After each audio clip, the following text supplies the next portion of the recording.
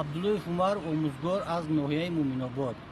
Ман ҳамчун як омӯзгор, як шахси зиёӣ оиди баромади прокурори вилояти Бадахшон чунин гуфтанӣ ҳастам, ки ба ҳамаи он шаҳрвандони вилояти Бадахшон ки фарзандони худро дар рӯҳияи ватандӯстӣ тарбия намоед ва нагузоред ба гурӯҳҳои террористиву экстремистӣ ҳамроҳ шаванд.